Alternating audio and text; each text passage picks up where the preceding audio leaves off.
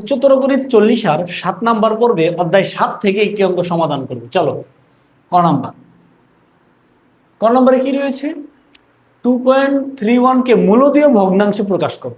মূলদীয় ভগ্নাংশে প্রকাশ দেওয়া আছে কি, যেটা দেওয়া আছে আমাদের দেখো 2.31।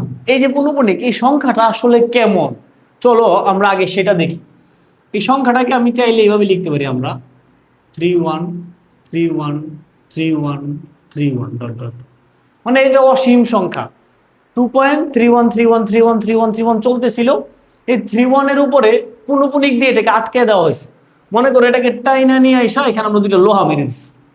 ওকে, আচ্ছা, এবার এটাকে আমাদের মূলদীয় ভগ্নাংশে নিতে হবে। আচ্ছা, এই সংখ্যাটাকে আমি চাইলে এইভাবে লিখতে পারি কিনা দেখো তো।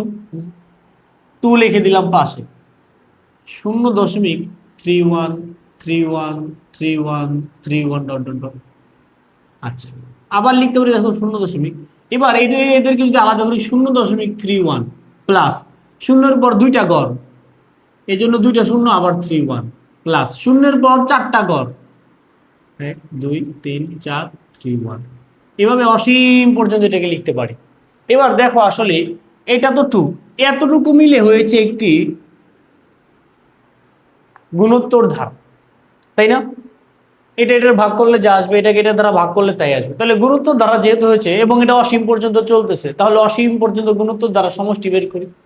কি লিখবো এখানে? 0.31 0.0031 0.000031 একটি গুণোত্তর ধারা। আচ্ছা, অসীম গুণোত্তর দ্বারা। এবার এটার প্রথম পদ এ সমান কত? 0.31। সাধারণ অনুপাত কত? অনুপাত দ্বিতীয় পদ, আবার বলতেছি দ্বিতীয় পদ ভাগ প্রথম পদ, দ্বিতীয় পদ ভাগ প্রথম পদ। যদি আমরা এটাকে ভাগ করি 0.0031 ভাগ 0.31, 0.01। ওকে, আচ্ছা, তাহলে এটা পেয়ে গেলাম আর এর মান। এবার আমরা লিখি অসীম ত্বকের সমষ্টি, অতএব অসীম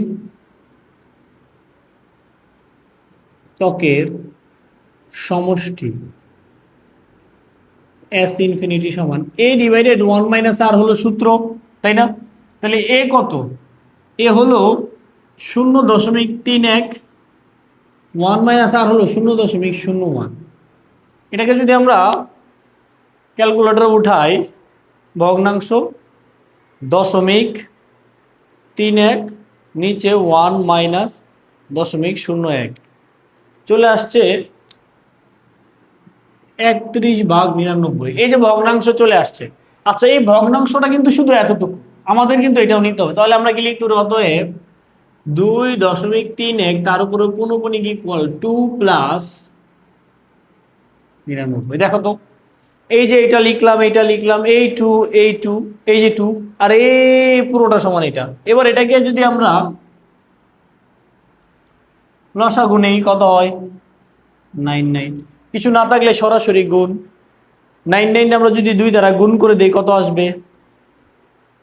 9 দুগুণে 18, 18 আর 8 হাতের আছে 1, 9 দুগুণে 18 আর 1 কত? 19 প্লাস এটা বাদ, তাহলে এটা রইল 31। এবার যদি আমরা এটাকে একটু মডিফাই করি, তাহলে কত হয়? যোগ করো, 8 আর 1 কত? 9, তাই না? 9, তারপরে 3 আর 9 কত? 12, 12 এর 2 হাতের আছে 1, 1 চলে আসবে এখানে, 1 আর 1 কত হলো? 2। এই হলো আমাদের অ্যান্সার, তাই না? 229/99। আমরা দেখি তো 229/99, এটাকে যদি আমরা ক্যালকুলেটরে উঠাই, 2 প্লাস ভগ্নাংশ 31/99, এই যে 229/99, তাই না? ক নাম্বার সমাধান খুব সহজেই কমপ্লিট। এবার আমরা খ নাম্বারে চলে যাই। চলো, খ নম্বরে রয়েছে আরো একটি গুরুত্বপূর্ণ অঙ্ক এবং মজার একটা অঙ্ক। কেমন মজার? সংখ্যাটা দেখলেই ভালো লাগবে। দেখো সংখ্যাটা কি রয়েছে। সংখ্যাটা রয়েছে যে বলছে 2 নং ধারার n সংখ্যক পদের যোগফল বের করো। চলো 2 নং ধারাটা কি দেওয়া আছে, কি দেওয়া আছে 6 6 6 ডট ডট ডট, এটাকে n সংখ্যক পদের যোগফল, তাহলে লিখি n সংখ্যক পদের যোগফল না, হ্যাঁ n সংখ্যক পদের যোগফল। n সংখ্যক পদের যোগফল কত হবে, ধরো Sn সমান সমান 6 6 6 প্লাস n তম পদ। এই লাইনটা দেখো যারা বোঝো নাই, বলছে n সংখ্যক পদের যোগফল কয়টা আমাদের বলে নাই, আমরাও জানি না n পর্যন্ত, তাই আমরা লিখলাম 6 6 তিনটা পদ লিখে ডট ডট দিয়ে বললাম n তম পদ, মাঝখানে আমাদের সব পদ আছে। এবার এটা সমষ্টি বের করার জন্য আমরা কাজ করব, চলো খুব মনোযোগ দাও, আমি এসএনটা এখানে লিখি, জায়গা লাগবে আমার। এইগুলোর ক্ষেত্রে 6 6 6 6 3 3 3 3 5 5 5 5 থাকবে, কোনো সমস্যা নেই। প্রথমে আমরা 9 কমন নিয়ে নেব, সরি 6 কমন নিয়ে নেব, না 6 কমন নিয়ে নাও, তাহলে কত থাকে 1 plus 1 plus 1 plus dot dot dot plus n তম পদ। ক্লিয়ার? ওকে, এবার আমরা 9 দ্বারা গুণ করব, 9 দ্বারা ভাগ করব, অলওয়েজ 6 গুণ 9 ভাগ 9, তাই না? এই 9 যদি এর ভিতরে দিয়ে দিই তাহলে কি হয়, 9 কে 9 9 9 dot dot dot dot plus n তম পদ। ওকে, এই 6 9 এটা ব্যালেন্স করার জন্য। এবার 9 কে কি লিখতে পারি, 9 কে আমি এটা লিখতে পারি 10 মাইনাস 1, 99 কে লিখতে পারি 100 মাইনাস 1, 999 কে লিখতে পারি 1000 minus 1 plus dot dot 10 plus n তম পদ পর্যন্ত এইভাবে লিখতে পারি, তাই না? আচ্ছা, এবার 6/9 থাকুক। এবার দেখো তো এই প্রথম পদগুলোকে আমি আলাদা করি, 10 প্লাস 100 প্লাস 1000 আলাদা করলে কত পর্যন্ত, n তম পদ পর্যন্ত চলে যাব না? এই আর মাইনাস 1 গুলো যে আছে, -1 -1 চলতেই থাকবে, -1 -1 -1 -1 -1 -1 চলতেই, এই যে -1 -1 -1 এইভাবে -1 চলতেই থাকবে কত পর্যন্ত, n তম পদ। আচ্ছা, এখানে আমরা মাইনাসে লিখি, মাইনাস দিয়ে কত পর্যন্ত, n তম পদ পর্যন্ত এটা চলতে থাকবে, ঠিক কিনা বলো? আচ্ছা, এবার আমরা এটা লিখলাম, আচ্ছা সরি এটা প্লাস দিয়ে দিই, হ্যাঁ প্লাস দিয়ে এগুলো লিখলাম। এবার আসো 6/9 ব্র্যাকেট, এই 10কে দেখো 10-এর উপরে পাওয়ার 1 লিখতে পারি, 100-কে এটা লিখতে পারি, 1000-কে এটা লিখতে পারি, পারি না? n তম, এত কিছু করার কাহিনী কি, এত কিছু করা হতে হলো এই যে ধারাটা দেওয়া আছে এটা কোনো ধারার মধ্যে পড়ে না, আমরা চেষ্টা করতেছি এটাকে একটা গুণোত্তর ধারায় নিয়ে যেতে। যদি গুণোত্তর ধারায় নিয়ে যাওয়ার জন্য এই যে এবার চলে আসছে গুণোত্তর ধারা।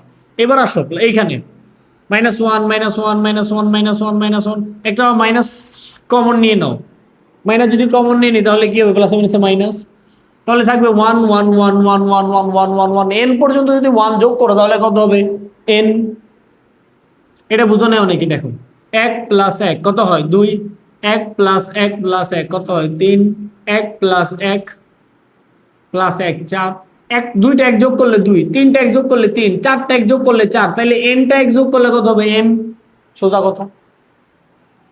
এবার আসো 6/9 থাকুক, এটা গুণোত্তর ধারা চলতেছে n তম পদ, তাহলে গুণোত্তর ধারা সমষ্টি সূত্র আমরা জানি দুইটা, কয়টা, একটা হলো r এর মান 1 থেকে বড় হইলে একটা, r এর মান 1 থেকে ছোট হইলে আরেকটা। তাহলে আমরা দেখি এখানে r এর মান কত, 100 10 দ্বারা ভাগ করলে 10, r এর মান 1 এর চেয়ে বড়, তাহলে বলেছিলাম এর আগের ভিডিওতে জোর যার মুলুক তার, যে বড় সে আগে। তাহলে চলো এখানে আমরা লিখতে পারি a বলতে 10, 1 - r - 1, এই যে r মানে কত 10, n পর্যন্ত n - 1 10 - 1, a r to the power n - 1 r - 1, আবার a r to the power n - 1 r - 1, এই এতটুকু হইল এইটার সূত্র মাইনাস এন।